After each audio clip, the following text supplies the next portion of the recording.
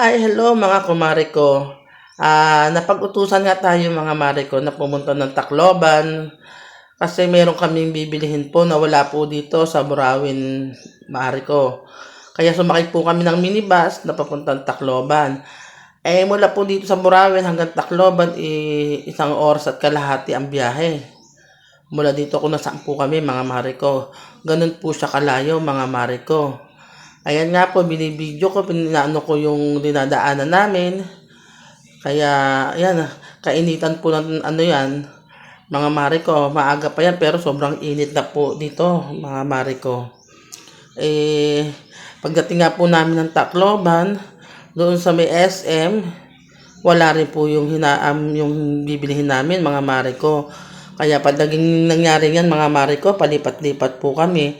Bumalik uli po kami, pumunta po kami ng Robinson, mga mare ko. Doon po kami nakabili nung bibilihin namin, mga mare. Kasi iba-iba po talaga yung ano dito sa probinsya, hindi kagaya po sa atin sa Maynila, mga mare ko. Kahit saksakan ng init, sobrang init po dito sa probinsya, mare ko, kahit maaga pa. Napakainit, mga mare ko. Ayan nga po pala, mga mare ko. Yan, Tacloban na po mismo yan, mga mare ko. Dito na po kami sa may ng Saidmore. Hinihintay lang po namin yung pagbubukas, mga mare ko. Kasi 11 o'clock po ang bukas po dito ng SM, mare ko. Ayan, no. Alas 11 pa po ang bukas niya. Kaya tambay lang muna kami diyan sa gilid-gilid, mga mare ko, palipas ng oras habang naghihintay. At ganun po karami yan po, ang dami pong naghihintay na po sa pagbukas nila. Kaya tambay lang po talaga kami. Ang masakit nito, mga mare ko, naghintay kami ng ganun, wala naman po pala dyan sa loob na yan kung ano yung bibilihin namin, mga mare ko. Kaya anong nangyari sa amin, mga mare ko, sumakay kami pabalik pa Robinson, mga mare ko, at doon namin nahanap yung aming bibilihin, mga mare ko. Hindi biro po ang pagbiyahe papunta rito, mga mare ko.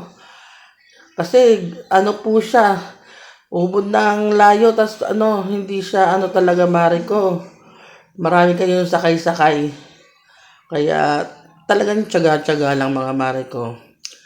Para makita mo yung hinahanap mo, yung gusto mong bilhin, di ba, mare ko? Ganun lang, mga mare ko. At sa mga nakakapanood po ng aking vlog, mga mare ko, baka pwede naman po palambing sa inyo, pa-like and share and follow na rin po, mga mare ko. Kaya yan po. Maraming salamat po sa inyo sa mga nanonood ng aking video. Kundi po sa inyo, wala po ako kung nasaan ako ngayon, mga mare ko, sa support nyo sa akin. Thank you po. At kamusta na po kayo? Yan na po, nakakabili na po kami ng aming hinahanap. Ayan po yung sinasabi ko sa inyo, mga mare ko.